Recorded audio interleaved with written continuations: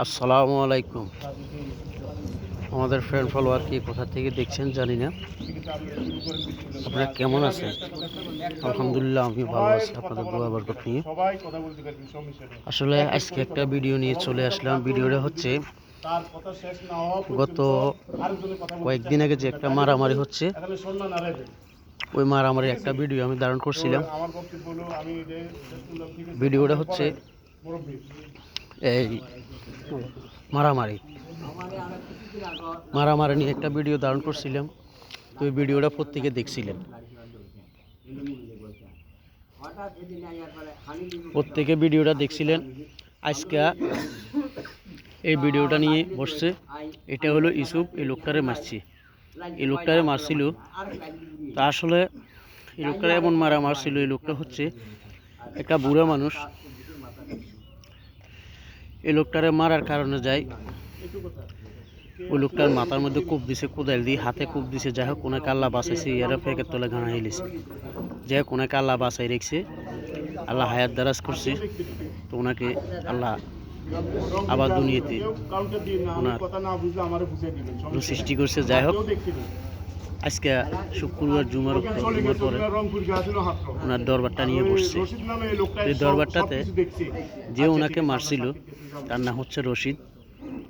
ওই রশিদ আসলে অত্যন্ত খারাপ একটা লোক, অত্যন্ত খারাপ একটা লোক, যার কারণ আমার নামও আমার সাথে প্রায় 6-7টা ঘটনা করছিল। যাই হোক আমার সাথে কয়েকটা ঘটনা করছিল।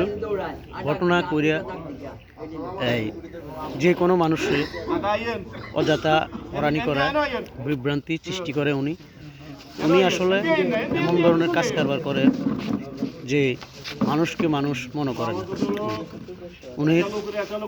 ওনার দুটা ছেলেটি আসলে খুব ভালো একটা মানুষ, ছেলেটি খুব ভালো মানুষ। ওরা আসলে কারোর সাথে ঝগড়া বিবাদ কিছু করে না।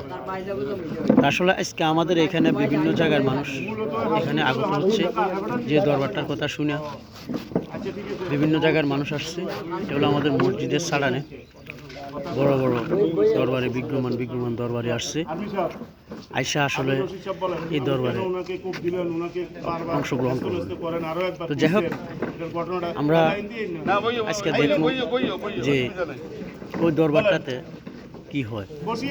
শেষ পর্যন্ত আমরা দেখলাম যে ওনার প্রত্যেকটা কথায় উনি আসলে ধরা খাইয়ে গেছেন যে উনি একজন খারাপ লোক, বাটফার, খারাপ। আসলে আমি এই ভিডিওটা ধারণ করলাম প্রত্যেকে। আজকে আমাদের দেশে যে আমরা নিরীহ লোক যারা আছি, তারা এমন কষ্ট আমরা ভোগ করছি, আমরা জীবনযাপন করছি যে যাদের পয়সা আছে, পয়সার কারণে যায় আমাদেরকে অত্যাচার অবিচার করবে। আর উনি এমন কিছু কাজ করে যে কাজে মনে করেন উনি কিছু হইলে মানুষের নামে মামলা করে দেয়, কিছু হইলে মানুষের নামে মামলা করতে যায়, কিছু হইলে থানার মধ্যে যায়, কিছু হইলে সেনাবাহিনীর কাছে যায়। যার কারণ আমরা এখন মনে করেন আমরা হতভোগী, যে নিরীহ মানুষ, আমরা তাদের সাথে কেউ মাতি না, ঝগড়া করতে আমরা চাই না। তো আসলে এই লোকটা, এই লোকটা দেখা যায়, এই লোকটা কথা বলছে, এই লোকটা দেখেন, এই লোকটা আসলে খুব খারাপ একটা লোক। তো যাই হোক আমরা খারাপের সাথে আমরা চলাফেরার আসলে আমাদের আমরা চলতে চাই না। তো আসলে ওনার যে দরবারটা আজকে হচ্ছে, ওই দরবারটা মনে করেন আমাদের সংক্ষিপ্ত যে আলোচনা ভিত্তি এখানে রাখছেন আমাদের সানিসুর মেম্বার কবির ভাই। উনি ভালো কথাই বলতেছেন। উনি কিন্তু আসলে যে কথাগুলো বলছিলেন, আর খলিল ভাই যেমন সিলোনিয়ার খলিল ভাই বলছিল ওনাকে, রশিদকে, যে তুমি ছাত্র জীবন থেকে কাঠগড় দাঁড়ায় আসছো, এখনো বৃদ্ধকালে তোমাদের কাঠগড় দাঁড়ানোর শখ তোমার এখনো রয়েছে।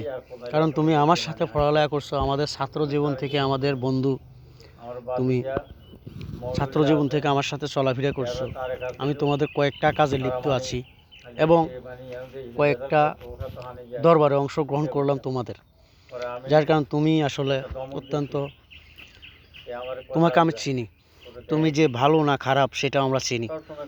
তো আসলে আজকে ভিডিওটা দেওয়ার একটা উদ্দেশ্য, আমাদের দেশের মধ্যে যে আমরা যে মনে করেন এত কষ্ট ভোগ করছি, আমরা নিরীহ মানুষ কাজকর্ম করি খাই, তো কাজকর্ম করি খাই, আমাদেরকে এত হতভোগী কেন করে? কি এ দেশে কি প্রশাসন ভালো মানুষ এখনো কি দুনিয়াতে নাই? আছে। ওরা থাইকা কি করবে? ওরাও তো মনে করেন তাদের কাছে জিম্মি স্বীকার করে রয়েছে, যার কারণ এখন বর্তমান যুগে আমরা যাই দেখতে আছি যে আমাদের দেশে যে এত পরিস্থিতি খারাপ করছে উনি মানুষ। আমি একবারে তো বললাম, এই প্রত্যেকটা ভাই বোন, আর উনি কাউকে দাম দেয় না, সমাজ সর্দার মেম্বার চেয়ারম্যান গ্রামী, উনি কাউকে দাম দেয় না। উনি লাগোজনী দেশের একটা বহুত কিছু। উনি আগে কিন্তু সেনাবাহিনীতে চাকরি করছেন, সেনাবাহিনী চাকরি করে উনি রিটার্নে আসছেন, এখন বাড়িতে আছে।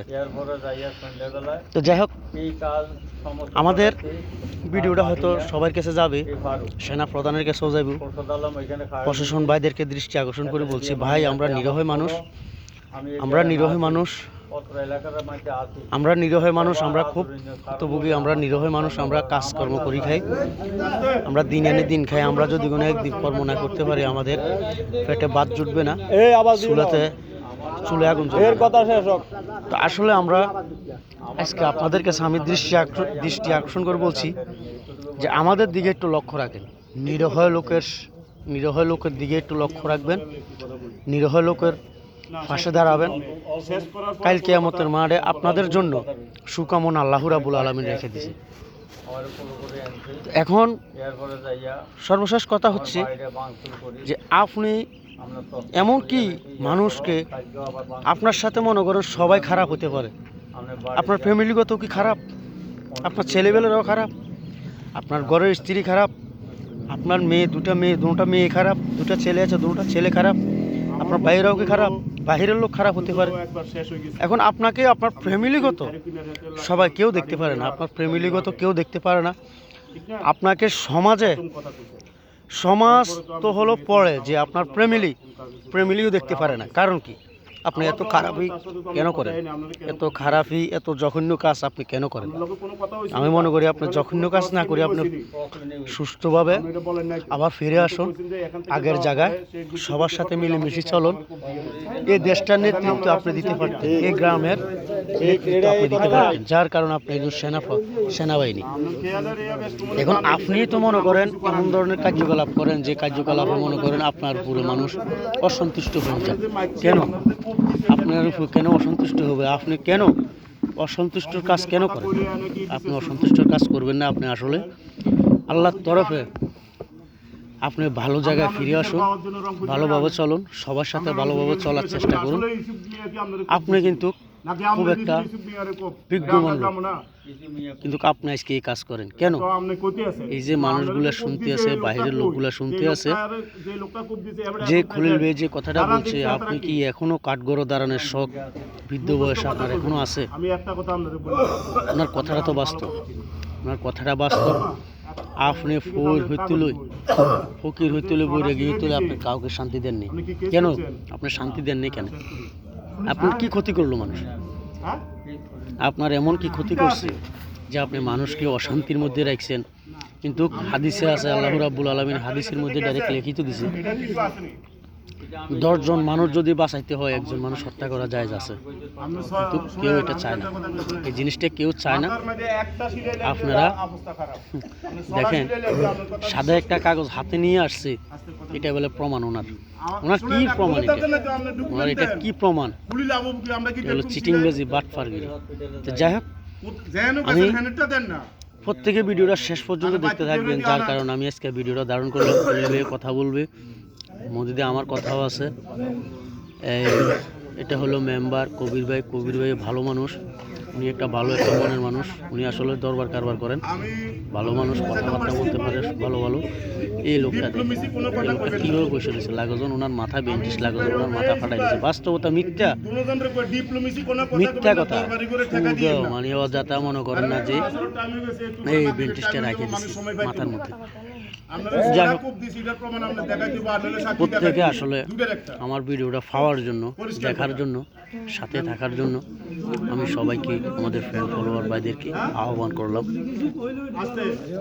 পরবর্তী ভিডিও পাওয়ার জন্য আমাদের সাথে থাকবেন, যে আমার জন্য দোয়া করবেন, ভালো থাকবেন।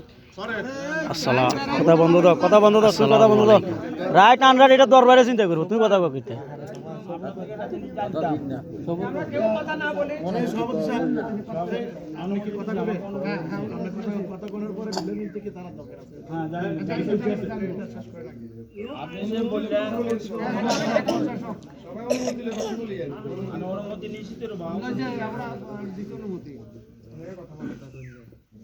আপনি একটা কথা বলছেন, যত সব গন্ডগোল বেজাল লাগানোর মূল হইল কে ছেলে ফারুক।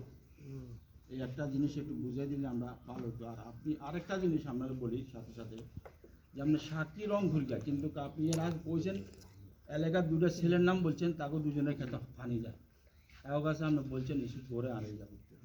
এই দুইটা লোক সে কোপ দিবার শুরু কথা ছিল, এই দুইটা কথার উত্তর আমরা দিলে আমার কথা শেষ শেষ বললাম। এই দুইটা কথার উত্তর দেন। খাবারটা কিতা কইছে শুনছেন না আপনারা? হর্ষতর বেজালের মূল কিটা এটা একটু বুঝে দেন।